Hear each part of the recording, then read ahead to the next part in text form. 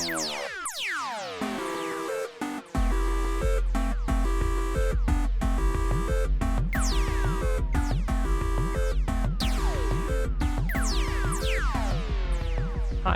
my name is Rawi, and I am a ADHD coach, former Amazon product manager, and Fulbright scholar. And an attention researcher.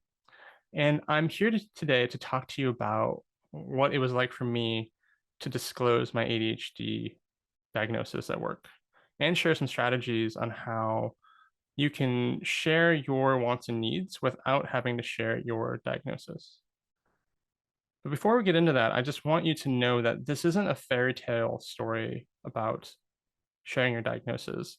This is a story about what happens when we have the courage to share ourselves and what we need and want with another person in a workplace and have them respond in kind to share their needs and wants, and the power that it comes with having two people really trust and be able to engage with one another to build really cool things. But for me, my journey with ADHD started with a $5,000 podcast consulting fee that I wanted to pay for. And my wife disagreed. This led to some marriage therapy that was long overdue, to be honest. And after the first few minutes of our first session, after we had described what we were challenged or what our challenges were, the legally blind therapist looks at me through the iPad sitting on my hamper and says, "Have you ever been tested for ADHD?"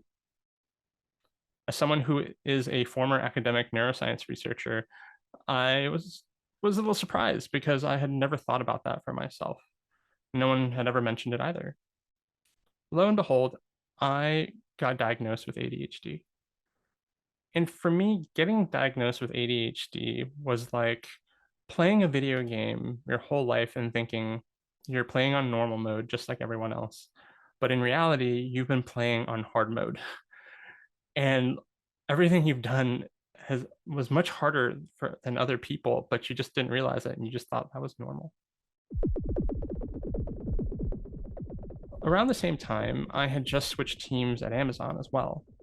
And so I had this new diagnosis. I had also started this new job. I went from a team where I was the only PM to a team with 13 other PMs.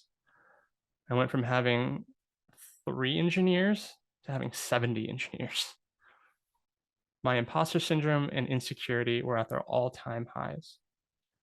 There were a lot of oh shit moments. Eventually, I decided to disclose to my manager that I had ADHD.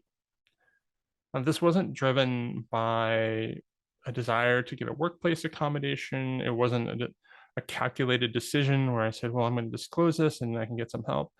No, it was just I have ADHD and I'm a terrible liar and I wear my emotions on my sleeve, and I just shared it one day. And his response was, "Oh, I'm pretty sure I have it too. That's cool. Thanks for telling me." That moment set us up to begin to build a foundation where we were able to bring out the best in one another.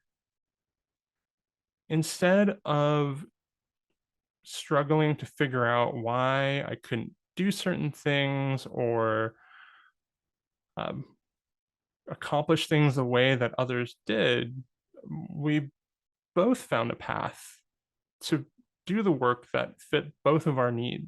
And they did a really good job to find work that fit my abilities. And I shared my gifts of what I could bring to the team. This doesn't mean that as a manager, someone tells you they have ADHD and you only give them the fun stuff that they're really good at. No, it means that you make an effort to acknowledge their gifts and skills and find the perspectives to bring that out. It's not about the work, it's the perspective and the acknowledgement. And over time, I learned to embrace myself instead of seeing myself as being deficient and not as good as everyone else, but really being able to see myself as this person who brought things to the table that nobody else did. And that gave me confidence.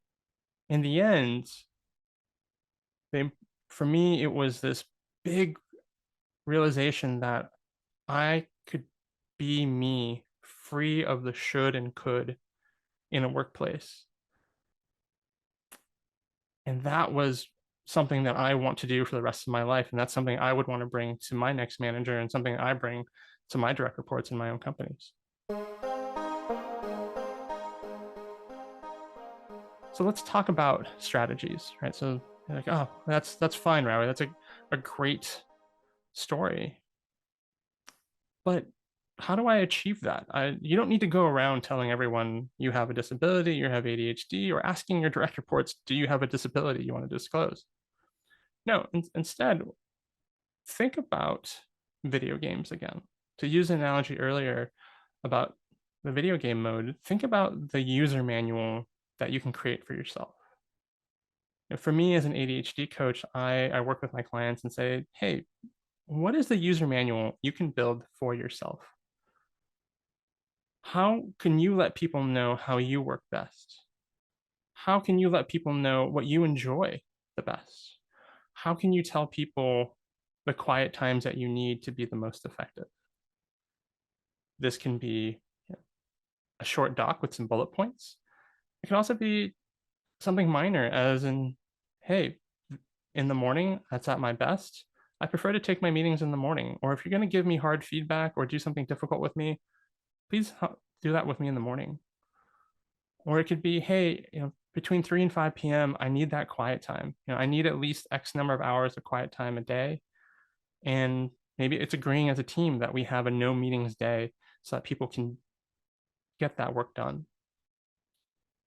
In this current atmosphere of do less with more, it's easy just to think about outputs, when in reality, we should really be thinking about how can I set up the environment for my teams to work effectively and be who they are to get the work done that we all need to be happy and be paid. But again, this story isn't about disclosing your disability.